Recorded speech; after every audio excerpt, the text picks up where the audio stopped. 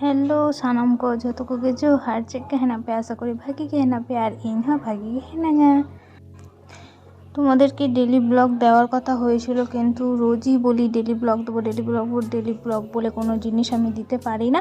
তো ভাবলাম যে আমি কিভাবে কোনো ভিডিও বানানোর সময় কিভাবে লুক ক্রিয়েট করি, তাই ভাবলাম এইটা একটুখানি তোমাদের কাছে শেয়ার করি। কাল জন্মাষ্টমী গেছে, তাই ভাবলাম রাধার লুকটা ক্রিয়েট করে তোমাদেরকে দেখাই কিভাবে আমি লুক ক্রিয়েট করি। কৃষ্ণের লুক তো আমি ক্রিয়েট করতে পারবো না, কারণ ক্রিয়েট করতে পারবো না সেটা নয়, করতে পারবো কিন্তু ওটা তো কষ্ট বেশি, তাই রাধারটা একটু তাড়াতাড়ি হয়ে যাবে। তাই ভাবলাম রাধার লুকটাই ক্রিয়েট করে তোমাদেরকে দেখাই। দেখে নিলে তো কেমন করে কনসিলার দিয়ে কাট করে নিলাম আইব্রোজটাকে, আর এখন পেন্সিল দিয়ে ড্র করে নিচ্ছি ভালো করে। তো ড্র করা হোক, আর তার সাথে কিছু গল্পও তোমাদের সাথে করে নিই। আমার ভিডিওটা কেমন লাগলো রাধার লুক করে, তো ভিডিওটা কেমন লাগলো অবশ্যই তোমরা কমেন্ট করে জানাবে। আর আমার ভিডিও তোমাদের দেখতে কেমন লাগে সেটাও কমেন্ট করে জানাবে। ভালো লাগলে আরও বেশি করে ভিডিও ক্রিয়েট করে তোমাদের পোস্ট করার চেষ্টা করব।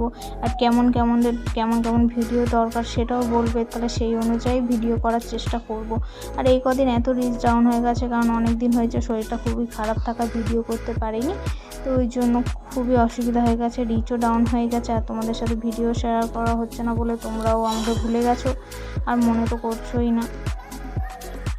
যাই হোক, তো ওখানে দেখলে আমার আইব্রোসে মানে পেন্সিল ড্র করা হয়ে গেছে। তারপরে আমি এটা দিলাম কনসিলার। এইটা আরেকটা কনসিলার, যেটা হচ্ছে এই ব্ল্যাক স্পটগুলো একটুখানি করে। তো আমার অবশ্য ব্ল্যাক স্পট নেই মুখে, তাও আমি হালকা হালকা দিয়ে দিলাম। আর আমি হাইলাইটার মানে কি বলে ব্লাশার ইউজ করি না, তো লিপস্টিক দিয়ে আমি ব্লাশারের কাজ করে নিই। দেখলে ব্লেন্ড করা হয়ে গেছে। আর মেকআপ ব্লেন্ড করার পর এটা হচ্ছে ল্যাকমি কম্প্যাক্ট, যেটার নামটা একবারে উঠে গেছে, তোমরা হয়তো দেখতে পেলে না। আর যারা ইউজ করে তারা অবশ্যই চিনতে পারবে। আর আমি পুরো মেকআপটা ব্রাশ দিয়েই কমপ্লিট করার চেষ্টা করি, কারণ ব্রাশ দিয়ে করলে খুব সুন্দর ব্লেন্ড হয়ে যায় মেকআপ, আর ভালোও বসে। আর যেহেতু ফিক্সার দিই না, তো ফিক্সার না দেওয়া তো আমার অনেকক্ষণ স্টে করে মেকআপটা।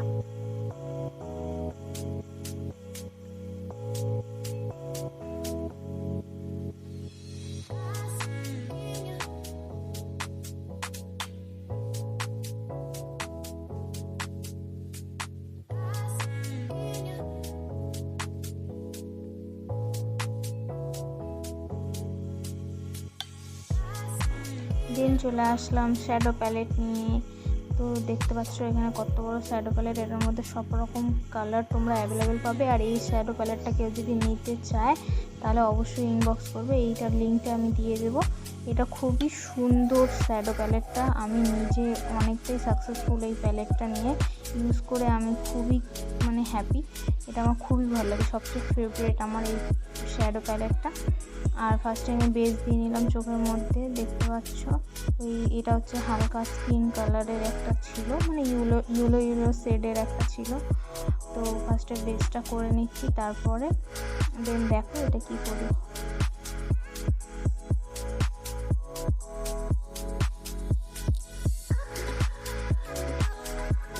মেকআপটা আমার কেমন লাগলো অবশ্যই বলবে। যা কারেন্ট গেল চলে, তারপরে অন্ধকারে এখন ভূত সাজবো। তো দেখতে থাকো ভূত কেমন করে সাজি। কারেন্টটা চলে গেল একদম, তাও হালকা হালকা আলো আসছে জানলা দিয়ে। এটা হচ্ছে হালকা রেড শেড দিচ্ছি, মানে যেহেতু আমার ড্রেস আপটা ছিল হচ্ছে পিঙ্ক শেডের, তো রেড খুব রেড দেবো না, হালকা পিঙ্ক শেডের মতন হালকা হালকা করে ব্লেন্ড করে দেবো। তো কারেন্টটা চলে গেল, জানি না তোমরা কেমন করে বুঝতে পারছো, কতটা বুঝতে পারছো, তাও আমি তোমাদের বোঝানোর চেষ্টা করছি যে কেমন কালারটা হচ্ছে।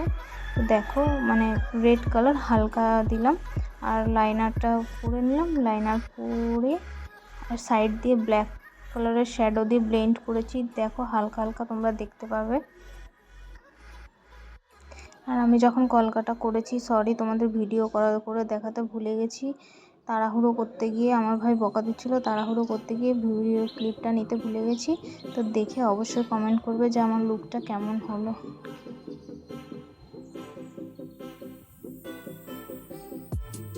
লাস্ট মেকআপ ছিল মাস্কারা, আর এই হচ্ছে সেই ফেব্রিক যেটা দিয়ে আমি কাজটা করেছি। আর হচ্ছে ভাই আমাকে একটু আলতা পরিয়ে দিল, কারণ কি ডান হাতে অসম্ভব একা একা পড়তে পারছিল, আমার টেরা ব্যাকা হচ্ছিলো। এই হচ্ছে আমার জুয়েলারি কালেকশন আর dress up.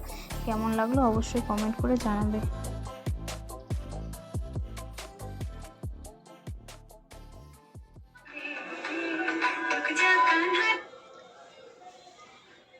Three, two, one.